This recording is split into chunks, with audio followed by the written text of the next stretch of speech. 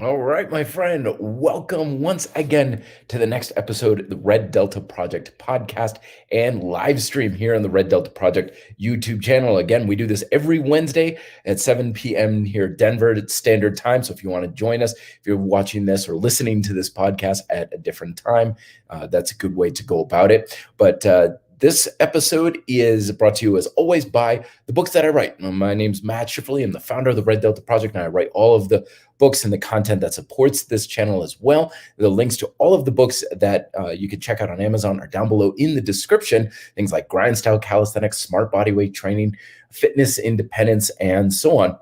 That's all down below, as well as the link for Nosk suspension systems. Nosk is my favorite type of suspension training system out there. Lots of variety in their products. I use them every single day. Highly recommend them, so you can check them out there down below. And also, speaking of books, I know a lot of people are asking about my next book, Micro Workouts. I know I've been teasing this forever and talking about it and stuff. And when people are like, when's it coming out? When's it? Any day now. Literally, it's almost any day now. The thing is, I can't put out something that I feel like I'm half-assing on. And it's like, it's okay. It's good. And I used to get stuck in that trap of thinking, okay, it's got to be perfect. I've got to get everything dialed in exactly perfect before I let it out. But of course, you can't do that. You eventually have to ship. And that goes for both writing and for your workouts. You don't need things perfect. You just need it to be good enough to ship. And it's almost there. Literally within the next couple of days, it will be coming out. But I have a special preview coming out for you folks. For those who have been following my channel, I've got a special surprise coming to you for December the 25th, Christmas Day. For those who've been following the Micro Workouts Advent calendar, tomorrow's day 24th, the last one. But you can check out all of those micro workout videos on the Micro Workouts playlist on the Red Delta Project YouTube channel. So on to today's topic. Today's topic, we're talking about fundamental approaches to diet and exercise, or as I refer to in the title for this episode, how to eat healthier than ever without driving yourself crazy.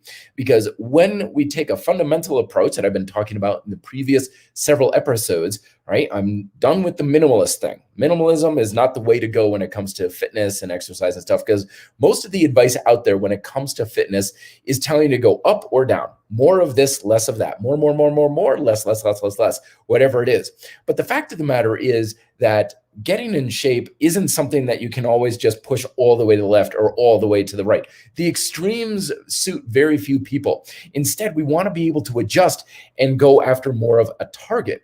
So when we take a fundamental approach to fitness and diet and nutrition, we get a clear view of where that target is, and then you can adjust your aim based on how you need to best eat, rather than taking some sort of cookie cutter fortune cookie advice that, even though an expert is giving you or you're finding online, it's really just a shot in the dark.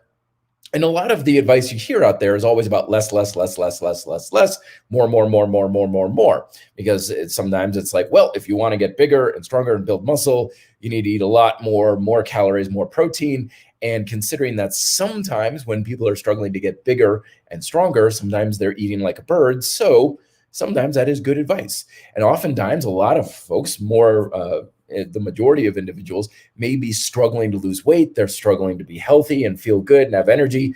And typically in our modern society, we have a lot of overconsumption of processed foods, too much drinking, too much soda, too much sugar, too much of a bunch of things. So the advice saying less is pretty good for a shot in the dark. But nonetheless, it is a shot in the dark. It's blind advice. It's going off of guesswork and assumptions. So if we really want to get dialed in on what's actually best for you, we don't want to make guesswork. We don't want to make assumptions off of what some expert found was the best diet for rats to be eating in order to lose weight 20 years ago.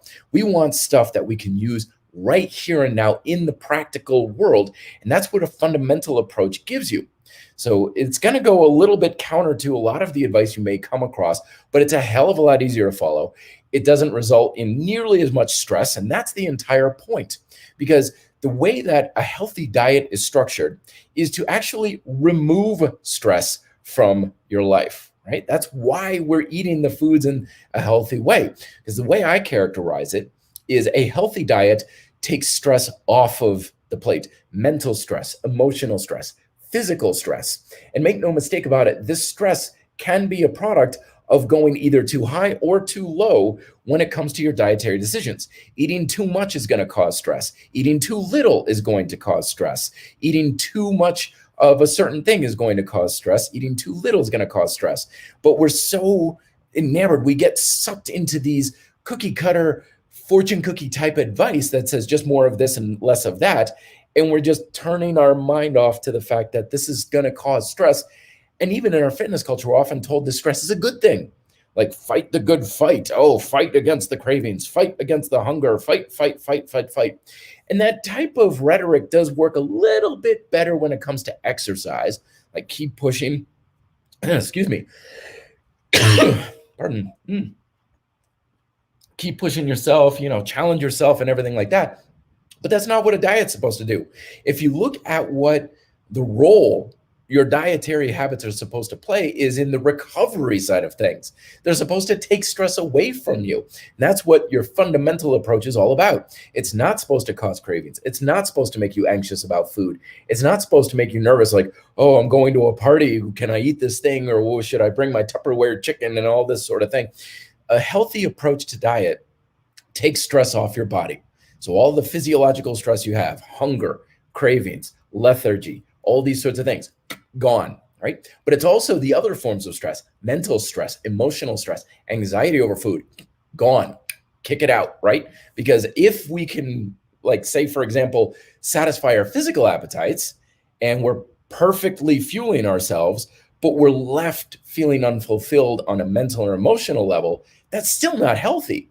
It may be good for the body, but it's not healthy for you as a whole. I always think of that scene from that old movie, The Matrix, right? Where they're eating the glop and everything like that. It's like, it's got everything the body needs. I'm like, yeah, protein and amino acids and minerals and all these sorts of things. You'll survive off of it. But we need to feed more than just the cells within our body in order for a diet to be truly healthy. That's what a fundamental approach is about. So that's the first lesson, is we're trying to hit the targets of removing stress. So if you're following dietary advice and it's just creating this chronic stress that keeps building up, something about the diet's not healthy. I don't care if someone's like, this is the best diet in the world and this is the healthiest and this is how humans are supposed to eat. If it's causing stress, it's a bad diet. Full stop. And there's a lot of different ways that we can go after this. So the first point, like I said, removing stress. The second thing to understand is, how do we do this? How do we make sure that we are satisfying our appetites? Well, the first part of that is that word satisfy, right? Think of satisfaction, what that entails. It's not going to be had from overdoing things or underdoing things. It's just right. Goldilocks and the three bears, right? You're eating just enough to satisfy. You're not eating and eating and eating and eating over and over and just plowing through pints of ice cream, because that's not satisfying. You, at some point, you had enough and you just keep going. But at the same time, that you're not restricting yourself so much that you're hungry and cravings and all these sorts of things, because that's not satisfying. Satisfaction is our objective. When we make that our target and we base our decisions based on what's going to satisfy us, we make far better and healthier decisions regarding food. And more importantly, it's decisions that are based on your circumstances and situation. So you're going to make situations that are actually best for you, not what someone says is best and advice that you read in a book or some sort of celebrity wrote in a diet book or anything like that. It's actually going to be what's best for you. So what are we trying to satisfy? Well, we have 4 fundamental appetites that we're trying to satisfy. It's really kind of 3, but there's one more thing that we got to keep in mind. The first appetite, of course, is your hunger. You got to eat enough that you make sure you're taking care of your hunger. And you're not like going around all day feeling starving and everything like that. So eating enough.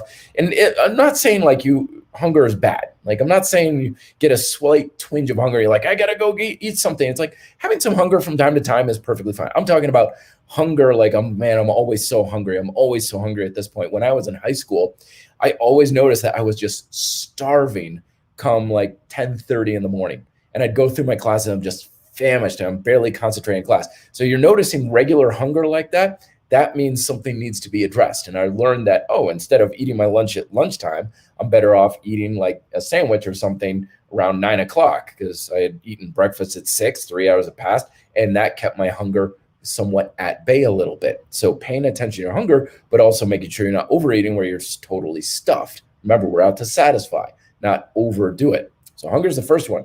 Second one, of course, is your need for nutritional support. Vitamins, nutrients, carbohydrates, protein, fats, essential amino acids, all these sorts of things, right? We need the essential nutrients in order to be healthy. And you can have a very good way of satisfying your hunger eating nothing but junk food, but it's low nutrient profile.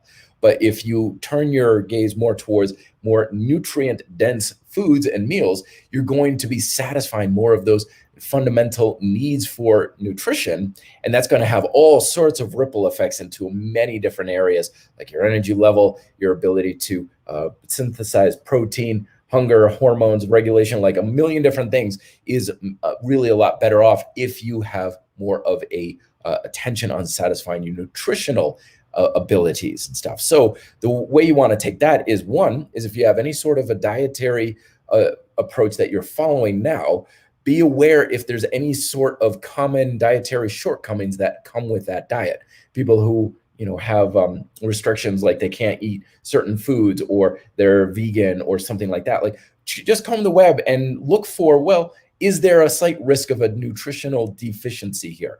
And don't listen to the people like, oh yeah, you can eat nothing but carrots and be perfectly fine and stuff.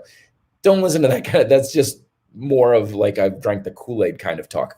Go after, like, what should I look out for? And when in doubt, see a nutritionist, see a doctor, see someone who can test you for nutritional deficiencies, because by far and away, that's one of the best ways that you can make your diet healthier, is instead of taking a scattershot approach with your nutrition, is saying, do I have a deficiency? And if you do, and they're like, yes, you're deficient in this one nutrient, great. Get more foods with that one nutrient, or a supplement or something if you like. And it's by far the easiest way to dramatically improve the quality of your diet, is go after those things. Very quick and simple. And then the third primal appetite, of course, is our need for palatability and enjoyment with food. Like I was alluding to earlier, we can satisfy our physical needs great, but if we're sitting there, and just craving chocolate because we don't let ourselves have chocolate or something, or you're at a party and all you can think about is that one perfect creme brulee that's left over and you can't think of anything else, that's not a healthy diet. We don't want to become preoccupied with food. We don't want to be thinking about it all of the time. We want to be able to say, I really feel like pizza tonight, and we have pizza. Right? It's just that simple. But again, it's all about recognizing that these things all play a balanced role. And then the fourth thing, which I tell people pay attention to, it's not so much of an appetite or a physical need, but the need for energetic metabolic support. And this usually gets satisfied with the other ones. If you're eating enough and you're eating good quality foods and a wide variety of nutrients, and you're allowing yourself to eat as you like, when your preferences, your energy levels should be good. But I always include this one because sometimes, especially with a lot of the low carb stuff that came around, a lot of people, they have this subdued level of energy that they just kind of accept. And then further on, if they start including a little bit more food in their diet, a little more variety in their diet, or even a little bit more carbohydrate, and they let their diet loosen up a little bit, they're like, oh my gosh, I have so much energy in my workouts now. I feel amazing. I don't feel that slump in the middle of the afternoon and I've got to drink 5 Red Bulls just to stay awake, right? Their energy level goes up.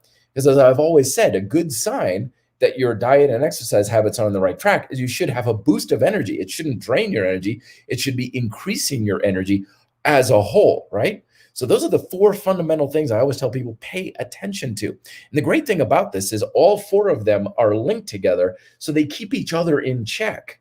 Usually when we have an unhealthy diet is because we're paying too much attention to 1 or 2 of those appetites, and we're neglecting the other 2. And we're not paying attention to them, which is why we're neglecting them. Like someone who is eating the perfect nutritional diet, but they're eating nothing but basically low calorie vegetables and fruits and plant-based foods, but they don't have enough calories to sustain their metabolic demand, and they're depriving themselves so much. So in their mind, they think, I've got a perfectly healthy diet, but because they're ignoring their hunger, they've been taught to ignore hunger and stuff like that, they think I'm perfectly healthy, but they're not paying attention to other things that are not being satisfied. But when we pay attention to all 4, then each one keeps the others in check. Like, I gotta eat enough to satisfy my hunger. Yeah, but if you eat too much, what happens to your energy level?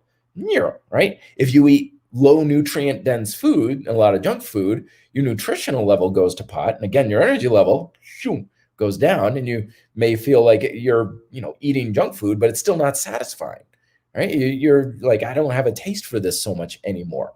So all four of those keep you balanced. They keep you in check. They keep you honest in that way. And you make the adjustments however you see fit. Like you could say, oh, what if I skip breakfast? What does that do for me? Energy level goes up. Okay, great. Take that to the bank. But someone could skip breakfast and energy level goes down. Okay, take that to the bank. That's what you need to do for you. It's going to take some trial and error. That's how fundamental fitness works, is you're not going to get cookie cutter advice that's just going to magically work right out of the box. It's going to take some experimenting and some experience in order for you to figure out what works best for you. But through that experience, not only are you going to learn what works best for you, you're going to learn how to adjust your diet in various situations so you're always eating very well. So it's like, okay, I'm on a flight all day, my appetite is really low. Do I really still need to eat as much as I think I do? Yeah, probably not. Okay, then I don't need to. I can make adjustments on the fly so that I'm always eating appropriately. Versus if I'm always finding, excuse me, very dry here today. If I'm always finding that I'm eating one particular way and my life is changing all over the place and it's a hit or miss scattershot approach, then I'm not making adjustments as I should. And my diet, which on paper looks like it's perfect, but it's something that doesn't change with my circumstances, then it's not going to be actually healthy some of the time or even much of the time. Having a flexible approach allows you to eat healthy most of the time. So there you go. Fundamental approaches to healthy eating. If you want to learn more about that, I go much more into detail on that. My first book, Fitness Independence. Again, the link is down below, and I also have more information on that in the micro dieting section in my upcoming book, Micro Workouts. Okay, everybody. I hope everybody's getting ready for towards the end of the year. I wanted to make a couple of announcements on great new exciting things coming to Red Delta Project. As many of you know, one of the things that I've been working on over the past, almost 2 years now, has been creating some sort of like a grind style calisthenics program. I've been exploring apps. I've been exploring like web-based services and stuff like that. And it's been a long time coming, largely because most of the platforms and everything that I keep trying to cram the grind style workout format into just are not a good fit. And over the past month or so, what I've come to the conclusion is that trying to make a fluid, alive, and flexible approach like grind style calisthenics into a static, rigid, dare I say it, dead system doesn't work very well. Anytime I would program the workouts, like in an app or something, I'd be like, all right, here we go. And I'd always think, well, no matter what I put down, it's not going to be the right thing for everybody. No matter what I put down, it's not going to be right for you. So what I'm going to be using this coming year in 2021 is I'm going to start the Grind Style Calisthenics video program. It's going to be here on the Red Delta Project YouTube channel, and it's going to be one workout per month. That's going to be free to everybody. There's not going to be like a membership cost or anything like that. You just got to look out for it on the first of each month. And what it's going to include is the video detailing what the workout is and what the exercises are and points that you need to pay attention to. Down in the description is going to be the timestamps for the various exercises and more details on the workout, so you can skip ahead and like, how would I do that exercise again, and things like that. And it's going to include a free PDF that you can download and print out or keep on your tablet or whatever. That's going to have the details of the workout, plus a workout log for the month that you can fill out for yourself. And the workout log is going to be created specifically for that workout. That way, it's not some random workout log that you just get online and it doesn't work for your workout because you need it to put in different pieces of information. It's going to be also a flexible workout log that works for that workout for that month. And then by the end of the year, you'll have 12 different grind style calisthenics workouts done in a periodized format, all for you, and the workout logs there. And then we'll just recycle it throughout the year, and it's going to have a perfect format for that. So that's brand new, coming to the Red Delta Project YouTube channel. Make sure you're subscribing and notifications and all that. And I know that's a cliche thing to say, but really, actually, now you do want it, because you want to make sure you get those workouts on a timely manner. So just to let that announcement come on out. All right, let's get to some questions here. I'm glad people are showing up. I know a lot of people are probably getting ready for the Christmas holiday. If you're practicing it, very busy and stuff. So let's get right on to it and party on. All right, first one, Henry Reed. Hey, Matt. I'd like to start jogging downtown for my cardio right after calisthenics. Do you have any tips for safe and healthy jogging technique, shoes, breathing posture, heel versus ball of the foot, etc.? Unfortunately, Henry, I am not the person to be asking about this one. Running is definitely not my forte. In fact, I would probably be giving you bad advice regarding running because I can't run for crap. I don't know how to run. I don't know the technique and everything like that. Ironically enough, like, I'm a biker, as you know. I worked at a small sporting goods store in downtown Burlington right after college. And during the interview, they're like, "What do you do?" I'm like, "I'm a bike racer. I bike, I ride all the time. I ride long, hard, short, and everything." "What do you not do?" "I don't run." "Oh, okay, good. We're going to put you in our running department." And I was like, "What? Like, that doesn't make any sense." And I was the worst salesman in the world, because people were like, "What kind of shoes should I wear?" I'm like, "Yeah, I don't know. The blue ones, because they look cool, I guess." I don't know. So in all honesty, Henry Reed, I'm not the person to be giving you advice. I'd probably be steering you wrong. So what I would do is I would go to a local running store. Like here in Colorado, we have the Runner's Roost, Boulder Running Company, things like that. And just kind of go and get fitted for some shoes, and they're going to be able to talk your ear off. I mean, anybody would come into the bike shops when I worked into them, like, "How should I get into riding?" Or like, "Oh, sit down. Let us talk your ear off for the next 5 hours on riding and stuff." They'll give you all the information you like. I think running is a very good thing. I think it's a very good thing. But like calisthenics, running is one of those things that a lot of people can do, but very few people understand they need to learn how to do it well. And so they just go and they just do it however well they know how to do it, which is usually not very well.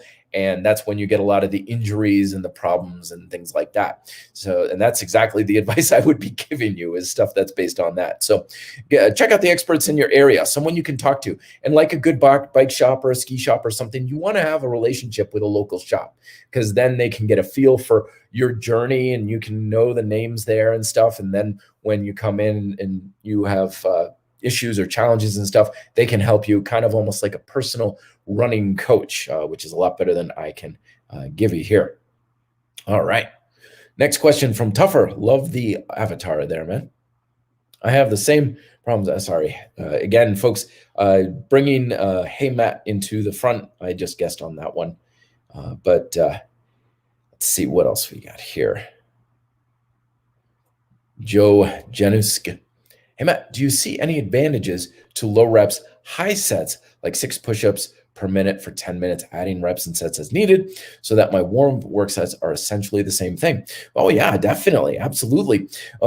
When you're going for more of the lower repetition, higher strength sides of things, then usually, yeah, sometimes you do add sets to that. It depends, again, on the amount of fatigue that you're experiencing. How hard are you pushing? How hard are those 6 sets, those 6 reps? Like if you're starting off with 6 reps every minute on the minute and it's fairly light, good for a warm-up. If it's 6 reps every minute and it's really a bear and you're really pushing yourself, there's your actual workout, and you're just adjusting your resistance accordingly. So I think it's a very smart way to go.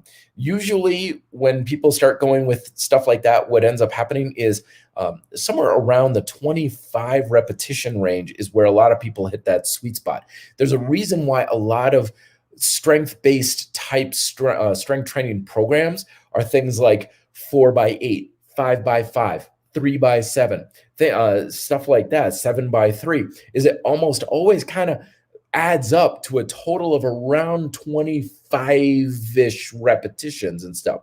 So that it's not like a set in stone recommendation by all means, but it is kind of like a guiding principle that you can use to kind of see, all right, so if I'm doing this many reps, how many sets should I be going for? And if you're roughly around 25, 30, 24 repetitions, you're probably in that more optimal range. By all means, add or subtract as you see fit for you, but usually putting things like you were saying 6 by 10, if you're going much heavier, then you're probably looking at a little bit less in the sets for what you're doing for quality. But if you're starting off lighter, let's say the first 2 sets are 6 lighter, and then the other ones are 6 heavier, so you're at roughly around 6 by 5, that's 30 repetitions. You're probably right around that timetable. So just way to go for that. All right, Ryan. Hey, Matt, how can I use calisthenics to get farm boy strong? Yes, the farm boy strength. I grew up with a little bit of this one. A lot of wrestlers and stuff talk about this, like in Iowa. The key to farm boy strength, quote unquote, is to break out of linear style training once in a while. You see this all the time. People are really strong in the gym, that leg press, that bench press, the squats, the deadlifts and stuff like that. But then you put them on the field and nothing. Zach Evanish, one of my mentors in his podcast, Strong Life podcast, talks about this, how oftentimes the best athletes on the team are not necessarily the strongest ones in the gym and vice versa. And sometimes that farm boy strength is the way to go about it. So implement some of those exercises that work on the areas of strength outside of that linear, straight, sagittal plane stuff. Things like the shifting exercises I have in Grind Style Calisthenics and my book, Bodyweight Training for Martial Arts, go a very long way for that. Things like crawling, isometrics, or I'm thinking particularly like things like levers, holds, things where you can keep yourself tight, because a lot of times that quote farm boy strength comes from carrying really heavy stuff. I got a lot of experience with this when I used to deliver fitness equipment back in a previous life. We used to hire these guys from the local gyms for like part-time help during the busy season. And sure, they could pick up a treadmill, but they were worthless carrying it through the house because their muscles were used to, okay, we worked for like a second or two. Now we're going to put this down, right? Now we're going to relax and take a breather after 5 seconds, right? And I'm like, no, you have to hold the tension in the muscle at the hardest point for 45 seconds. Go. And that's a whole nother level of strength than just pick it up and put it down again. So those isometrics, like the front levers, grip strength, things that are going to make your muscles work at their peak contraction and stay at their peak contraction for long periods of time, are the way to go. All right. So isometrics and shifting, that's the way to go about it. The dude boy in the house. Hey, Matt, big fan. Oh, thank you very much for your hard work. Thank you very much. Question is, eating until you're satisfied enough to build muscle for an intermediate training? Absolutely. Because here's the thing, is your demand for food should increase as you need it, right? So eating to satisfy, adjust with your appetites. This is something that I have a lot of experience with, because we don't always be in an anabolic building muscle phase, right? Even if we're working out for it, we have cycles in our training. Elliot Hulse talks about this, how we have cycles, just like winter, spring, summer, and fall. Like your workouts are going to go through cycles of, you feel like you're growing like a weed because it's spring and summer, and then you go into fall and you feel like you're kind of in coasting a little bit. And then in winter, it's kind of like you need to rest, you need to downplay and things like that. And you'll notice, especially with experience, if you've been doing this for more than several years, that you go through these phases where you just seem to be making progress. And there are phases where you're not making progress, both in your metrics and in your just feeling like you're building stuff. And so what I noticed is when I'm in those quote summer and spring phases, like my appetite goes through the roof. And the running joke between me and who I was living with at the time, my good friend Nikki, the joke between us was that during these phases, I had a tapeworm, because she's like, we just ate dinner like half an hour ago, and I'm in the kitchen already making a sandwich. And so if she got to the point, it's like, tapeworm's back, huh? I'm like, yeah, tapeworm's back. I'm eating more than crazy right now because I was just hungrier afterwards. I'd eat dinner and be like, okay, I'm good. And half an hour later, I'm making a sandwich. And that's because I was in a phase where my body was like dude, we're an anabolic, let's go, let's build, give us food, give us food. And so that's why I always told people, like, you don't build muscle because you eat more. Like, people are like, I got to eat more to build muscle, eat more to build muscle. I'm like, sure, try eating a little bit more and see if that helps. But 9 times out of 10, my experience has been that eating more doesn't do you jack squat if you're already eating enough, right? Eating more only helps you if you're not eating enough. And for a lot of people, we're in the most obesogenic society in the world. A lot of us are eating more than we need to. So I always said, I don't build muscle because I'm eating enough, or I'm eating more. I'm eating more because I'm building muscle. My body goes into those phases where it's like, dude, time to crush the hell out of the gym. More sets, more. And it's like, food, we need food, fuel us. Come on, let's go. Time to order that extra large helping of chicken and stuff and make even more than you usually do. So if you need it, your body should be asking for it. Pay attention, and it should make quite a big difference. All right, more questions here. Let's see. Joe Janusz, once again. Let's see. Why? Oh, I got that one. Sorry, I'm skipping around here, folks. I'm all over the place. Maxilla. Hey, Matt, is intermittent fasting 16/8, so you're fasting for 16/8, something you can stay on permanently, or should you go off it at some point? It depends. It depends on how easy it is for you. One of the things I didn't mention about using fundamental approaches is that everything you're trying to achieve should get easier over time. So a lot of times a plan like that, like 16 fast, 8-hour eating window and stuff like that, that should get easier. Things that don't get easier are the things you need to take a break from. So a lot of times, I've found people who try fasting, and after a month, they're like, I cannot keep this up. This is just killing me. My energy level's low. I'm getting hungrier and hungrier in the middle of my fast. That's a sign that, no, it's not working too well for you. You can use it here and there, as a little challenge or something, but it's not working for you. Do something else. There's nothing at all mandatory for plans when it comes to eating. There's no mandatory way to do intermittent fasting. You don't even have to do intermittent fasting if you don't want to. It's terribly overrated. It's great if you like it. Some people are like, it's the greatest thing ever. Good, go for it. But if you're getting stressed and hungry and it's just kind of hard to do, screw it. Don't do it. There's nothing in the world saying you have to do it. And technically we all fast every time we go to bed. So, it's not something that's mandatory. So bottom line is, look to your stress levels. If you're getting stressed out and it's starting to become challenging, abandon it altogether, or just use it whenever you feel like in my approaches to calorie hacking. That's also in my next book. Use it and the opportune times when it's going to be the easiest time for you. You don't have to stick on it.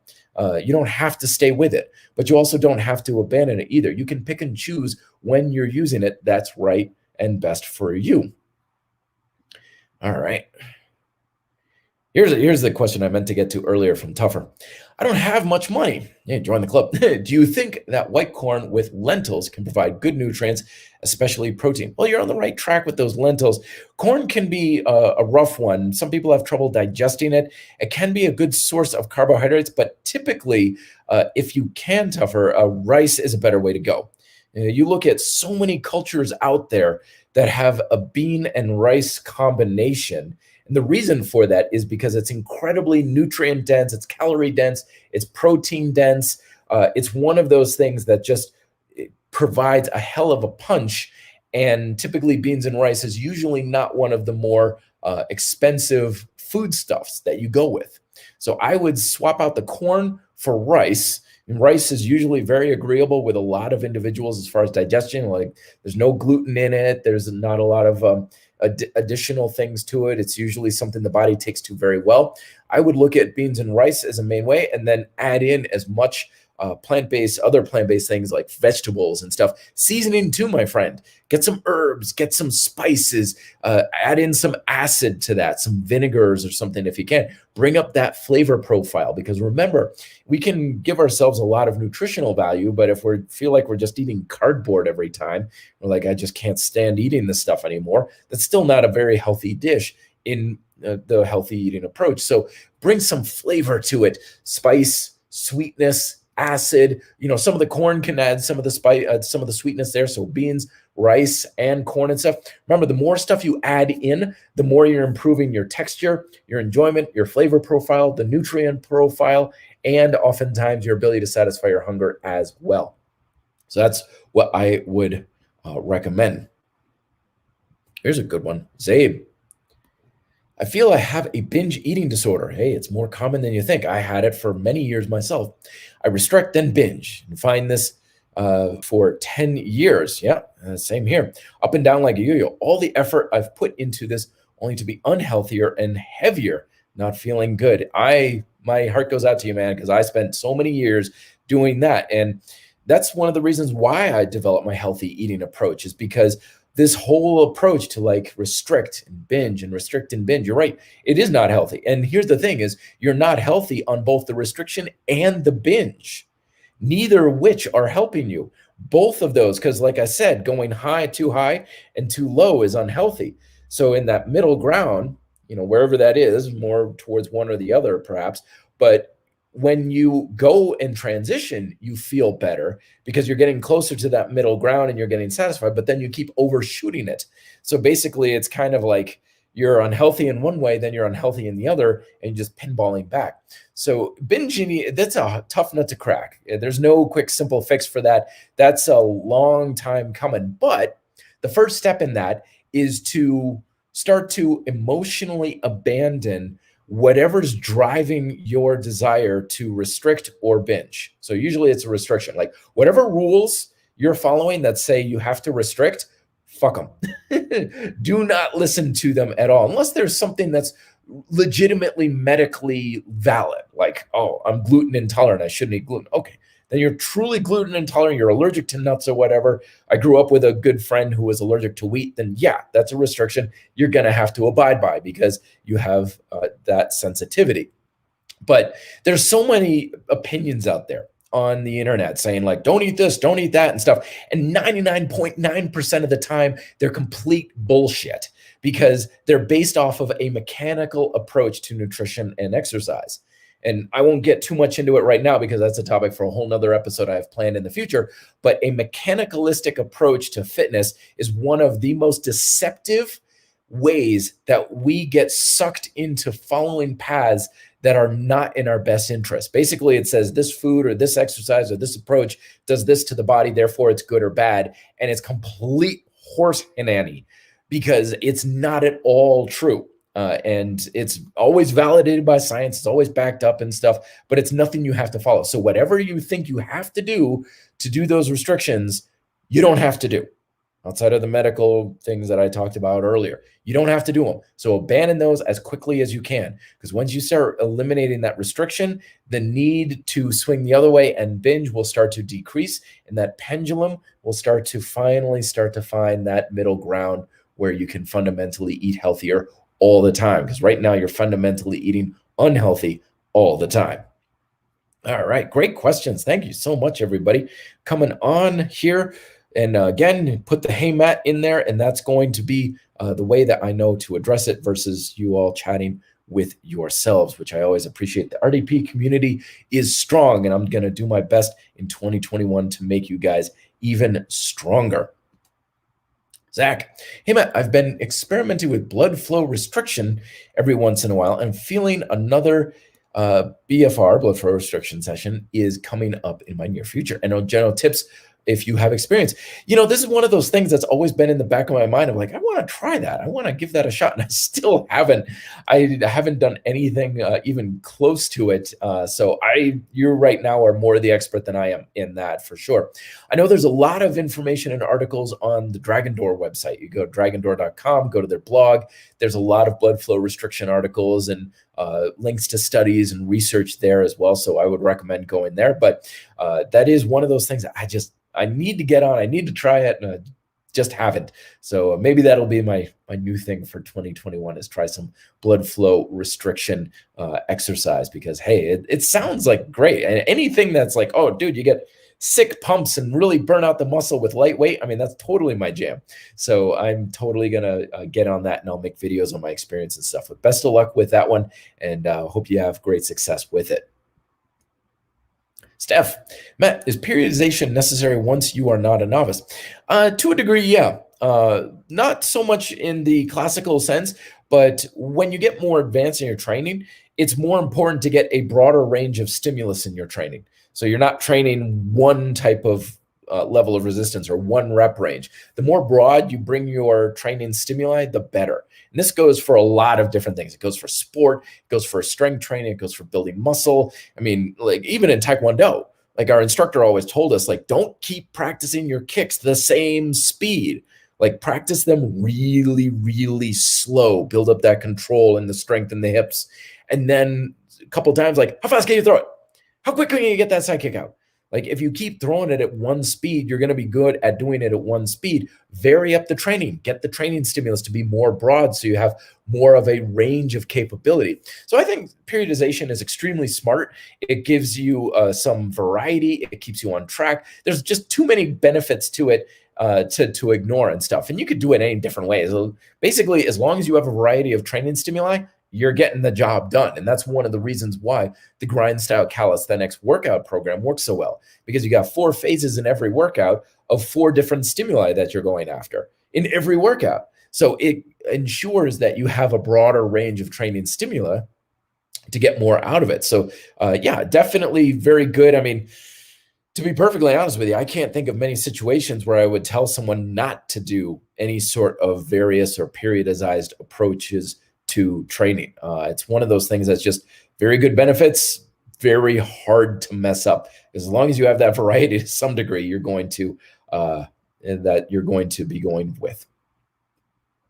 All right, Michael, drop weight daddy in the house. Hey, Matt, I am walking middle-aged witness of 3P principle method being effective. 3 Ps. I should have mentioned that earlier in the fundamental approach to healthy eating. Basically, planning out your meals. Include every meal, plant, protein, and monitor your portion sizes. That simple strategy. I talk about that extensively in almost all of my books, especially Grind Style Calisthenics, is you mind your 3 Ps at every meal. That'll pretty much almost take care of your diet for you. You don't have to worry about anything else. Like, check, please. I'm done. I'm out. I've got my diet taken care of for the rest of my life. I don't have to worry about it anymore. Making sure you have a good plant source, a good protein source, and getting your your portion sizes, I swear I haven't been drinking, portion sizes right so that you're eating enough but not too much, then you're going to be golden and everything else is a walk in the park. All right. Another great question here. Love these. Man, you guys are so sharp on the ball. Saad, I hope I am pronouncing that. S-A-A-D.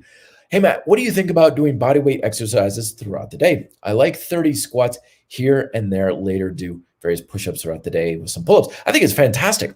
Doing some sort of physical activity of any kind on a daily basis is wonderful, very healthy, very good to be doing. And this is actually, I'm going to mention a preview for another episode coming up, which is the idea of, are you trained for proficiency or capacity? So if some of you have experienced the wonder of my CC Plus program, Convict Conditioning Plus program, is one of my first free ebooks. You can still get it for free over at reddeltaproject.com. And basically it takes that approach, is work on everything every single day, however you like, right? All of the 6 movements, the big 6 in combat conditioning, or if you want to take more of a grind style approach, the 6 tension chains, whichever, they're basically almost the same, right? And doing them every day goes a long way. I think it's extremely beneficial, extremely healthy. You just have to know if you're going for proficiency or if you're working capacity. Proficiency is basically you're practicing how well you can do it. Capacity is you're working on how much you can do it. So again, I'll elaborate more on that in another episode further on. But as long as you're not exhausting yourself and forcing yourself to do the exercise, then I think it's fantastic. We should all be squatting every single day. We should all be doing some sort of hanging on a daily basis. I think it's extremely beneficial. And I have a lot more to say on that. And again, in my upcoming book on micro workouts. Chip, how's it going? Hey, Matt. YouTube stopped recommending your videos for a long time. Thanks for your content. YouTube is all over the place, man. It's so crazy. It's nuts. There are people I'm subscribed to, and I'll go through my subscriber list once in a while. I'm like, haven't seen a video from them forever. Like, what happened to them? And they're still putting out content. And yeah, who knows how YouTube works these days? I mean, I swear there's just monkeys going on the switchboard over at Google, and they're just like whatever kind of stuff. But that's why you want to set up, when people talk about notifications, like subscribe and hit that notification. That is one of the reasons why you do want that notification thing, because if you subscribe to me, like it's weird. It's kind of like how Facebook, if you put out something on Facebook, only some of your subscribers or your followers get it, and you have to pay money for everyone to get it or more people to get it, even though they are actually your tribe, right? Well, YouTube's kind of the same thing. Like, they're not going to tell everyone you subscribe to that you've got a new video out. They're going to tell some of them, and they're going to push more videos that feed their algorithm and things like that. But when you have the notification, then you'll get notified. It's like, oh, hey, Matt's got a new video out, and it'll have the title and everything, so you know if it's worth checking out. So that is one of the good reasons why you do want to hit that notification bell, because believe me, I am definitely putting out stuff. I put out videos about 5-6 times a week, so you don't want to miss them. Sam, good question. Hey, Matt, what's the best steroids to get dummy thick? No idea. I am not the person to be asking about steroids. I will say, though, steroids are not something you want to take lightly, because a lot of times when people jump into the steroid world, they think, oh, Dianabol or, Tren or whatever. It's just stick a needle in your ass and it'll get jacked. But the thing is, you're messing around with hormones, which is an extremely complicated thing. And there's a lot of different steroids, and there's a lot of different strategies and stacks and ways to use it for different. I mean, basically, if you want to go the steroid route, you're going to spend more time and energy trying to figure out how to use steroids than you will diet and exercise. And if you get it wrong, it can get ugly real fast. One of the reasons why I've not been tempted to take steroids myself is I think if someone's taking steroids and they're saying they're natural, that's the same thing as just outright thievery on YouTube. Like, if I'm like, oh, look at me, I'm big and jacked, buy my book, by the way, I'm natural, you're nothing but a crook. You might as well just start robbing gas stations, in my opinion. It's on the same level. I have no problem with people taking steroids as long as they're honest about it. But people who take it and lie about it, there's a special place in hell waiting for them, because you're just stealing. You're robbing people on something that you say, oh, it's due to my program, and your program has almost nothing to do with your physique. But anyway, a little rant there. But yeah, steroids are a very complicated thing, and if you mess it up, you get really screwed over. And I've known lots of people who do steroids, and they're a mess. It's not pretty. I mean, roid gut, they look like out of shape truck drivers. It's like, oh yeah, I looked great for like 6 months, and then I went off the steroids, and now I look like this. And like, okay, don't ever want to look like you and have the problems you have right now. So I'm going to stay well away from that. I'm not saying don't do it. I'm just saying that it can go wrong if you don't do it right. So, use medical professionals if you can. That's the best way to go about it. Don't go on Reddit and try and figure out how to use steroids. Contact and get in line with some legitimate doctors and health professionals who have a history of doing that, so you can get the advice you need. All right, Steph. Hey, Matt, is it better to combine both strength and hypertrophy in the same workout or separate workout days? Well, it is good to combine them because they are oftentimes one and the same. But I know what you're talking about. And I mean, if you look at the grind style approach, that is exactly what we do. We have a strength phase, then we have a finisher or a quote hypertrophy phase. So I really think it's a good idea to combine in the same workout. Do strength first, hypertrophy second. It's a very good way to combine the two. They don't counter each other. They actually enhance each other. I think it's a good way to go. Some people, they just prefer separating it out just because they like having their mindset is like, oh, today's a strength day, so I know what type of activity I'm doing. Oh, today's a hypertrophy day. It's more reps and pushing the muscle into the red zone instead of low repetitions and saving a little in the tank. So they like doing focused workouts, just like some people like to do whole body workouts versus split root training. It's more of just a personal preference. It's not like one is going to be better or any different. It's just based on your personal preference. But I personally like to combine the two in the same workout, just because I feel like the two build each other up within the same time as well. All right. Anthony Carpenter. Hey, Matt. Do you know anything about how I should be conditioning for boxing or sports specific training in general? I get most of my training should be practice a sport, absolutely. But what else? How much? And you're spot on right there, right, Anthony. Like the bulk of your conditioning for a sport will come from doing the sport itself. Absolutely. Like to a degree, like I was listening to a podcast with an NFL player on it the other day, and they said, make no mistake about it, strength and conditioning will do absolutely nothing for your performance in the sport.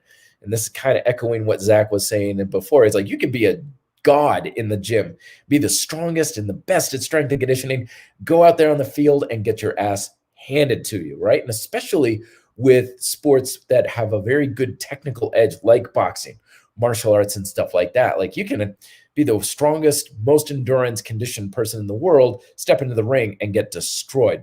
So you're right, boxing. So what you want to do is to curtail your boxing training to work on improving your boxing capacity. Okay, so that's the word I'm going to be using, as I alluded to earlier.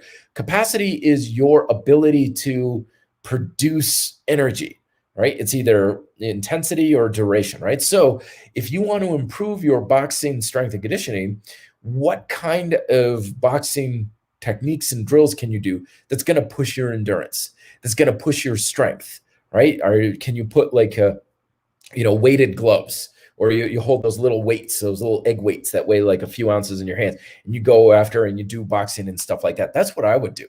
Like you can go through a CrossFit workout and just destroy yourself that way, but it's not going to touch your boxing and anywhere near as if you have a couple of light weights and your trainer says, okay, Tabata, bag work, go. And you just rail and you go 110% all out for 20 seconds and 10 seconds off, 20 seconds, that sort of thing. That's what's going to be the best way to go about it. So use boxing drills that are going to challenge your capacity. And that's what's going to be the best way to go about that.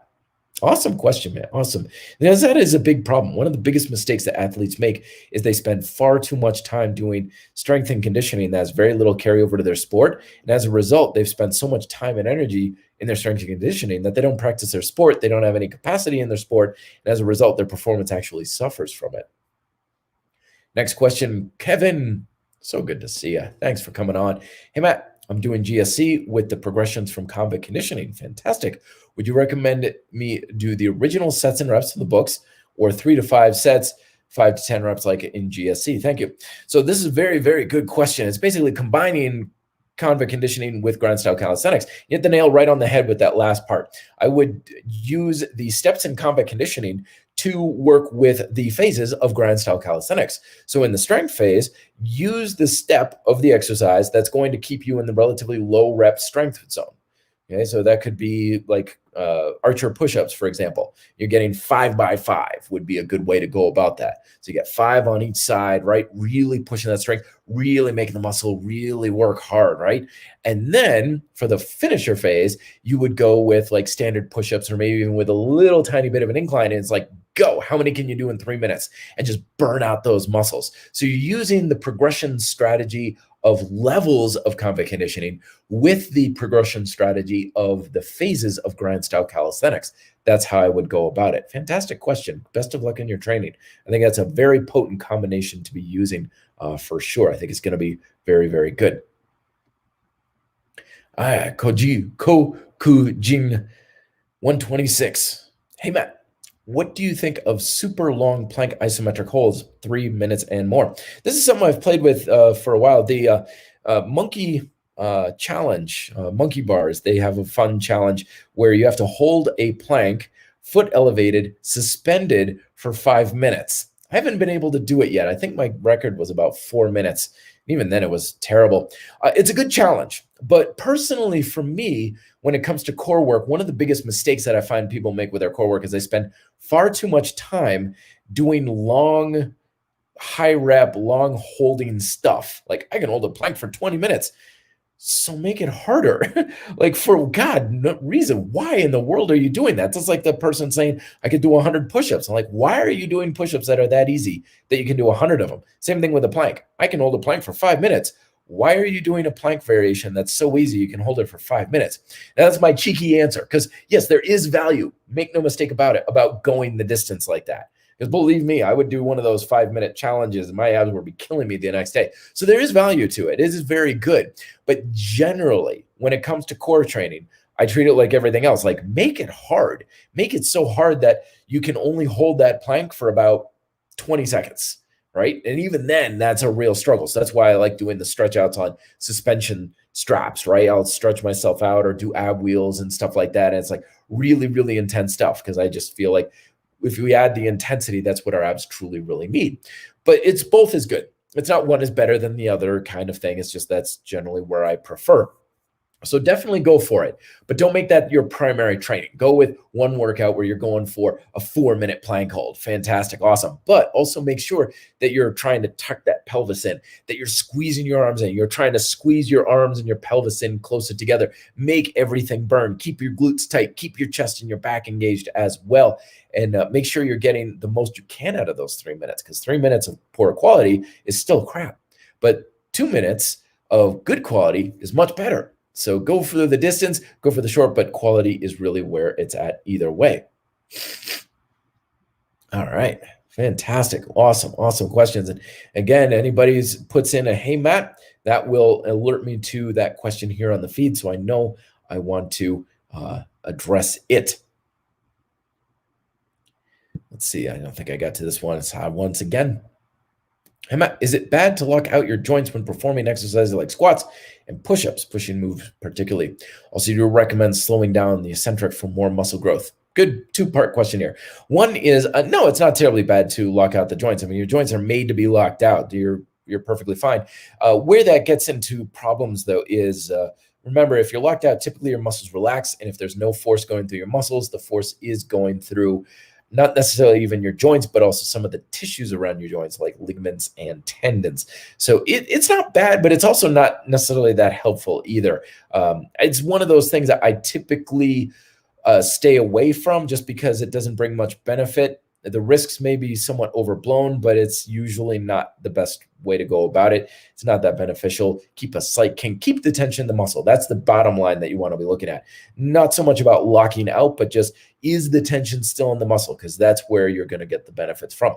Second part is slowing down for eccentric for more muscle growth. This is one of those things that kind of came about in the early 2000s. It was a very popular thing because a lot of the research was showing that slower eccentrics resulted in more muscle damage, and we were correlating muscle damage to muscle growth. Nowadays, the research is showing muscle damage may play less of a role in muscle growth than we originally thought. It still does play a role, supposedly, but right now it's not necessarily something I advocate going after necessarily. Usually it's more about control. Once again, going with the locking out. Like when people lock out, you lose control in your muscles. So usually when people go down slower, they have a bit more control. And control for muscle growth is really what we want. We want constant tension. We don't want momentum. We don't want to just drop down and have our muscles relax. So slow is good, but I don't think it's necessary. You know, sometimes you see these people and they're going super slow, and then they lift and they're super slow. I think that's just going to make your workout really time consuming and tedious. So come down in a speed that you have control at any point rather than dropping down, and that's probably going to be your better speed. Sometimes going down super slow can be a fun challenge, like lowering yourself super slow during a pull-up and stuff. It's a fun, good way to go about it, good way to vary things up, but I don't think it's the best way or the way that you need to go in order to maximize your growth. All right. Fantastic. Awesome. A couple more questions here. I know every time I say one more question, the questions start flooding in, and good questions too. So let's get Ryan K here. Hey, Matt, do you think there's potential if I rig a bar to chains as sort of an ISO bell? I like the ISO trainer, find it awkward with some exercises. There is actually a device that Dragon Door put out that's similar to this. Very, very common. I think it's good to play with. The challenge you have with two chains on that is getting the damn things level. It's something I've played with in the past, and it's extremely difficult to do, very tedious. Usually not something you want to do if you have a lot of exercises in your program. It's something like set it up for one exercise and leave it at that. If you do it, you may want to put tape or some sort of markings on those chains in order to make sure that so you can set it up quicker. because you got to get it so perfectly level if you want for an isometric, because putting that much force in the bar, even like an inch off, once you start really putting a lot of force in, that inch becomes extremely apparent. So it can work. It's just hard to set up. It's hard to do. So give it a shot. Make sure those chains are anchored to the bar if you can. You don't want them to slide off if you can help it. I know they make special collars for barbells that you can attach chains to and stuff. Some people I know, they've put just like 2.5 pound plates on the bar, and they put two of them together and the chain goes in between them. So that's a good way to kind of anchor it as well. I think it's definitely worthwhile. A good thing to experiment with, and whether or not it's right for you, you'll learn real quick in your experience in using it. Knee pain one. Oh, yes. Lots of knee pain out there. A lot of knee pain I have experienced myself. Hey, Matt, I have knee pain from squats. How do I fix it? It depends on what the knee pain's from, like any injury. But 9 times out of 10, pain in the knees is because a muscle out there is not doing its job. Lots of times glutes and hamstrings. Glutes are tight. Hips are tight. Hamstrings aren't tense. You're not pulling into your squat. So every time you squat, think of like pulling your ass down towards your ankles. And that engages all those pulling muscles, because squats do have a pulling component to it, and that should take some of the stress out of the knees. One of the tricks that I give people to kind of learn this, if you have access to a rowing machine, is sit on the seat of the rowing machine facing away from the rower, and then kind of push yourself all the way back. So if my feet are here, like push yourself back and then pull yourself over your feet and stand up into the squat. And that kind of tells you how to pull into the squat. And that should help balance out the stress around your knees, provided you don't have any issues with your knees. Who knows? You could have problems in your meniscus or some sort of other injury that needs to be addressed, in which case you need to get that addressed, and nothing about how you squat is going to fix it. All right.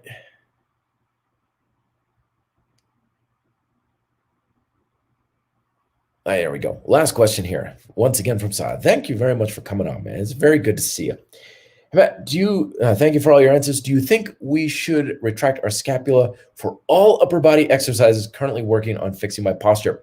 Fantastic question. Scapular retraction is a very potent tool, and something that I'm going to be making a video on in the future, because really it's not so much about the retraction. It's about the control of the scaps.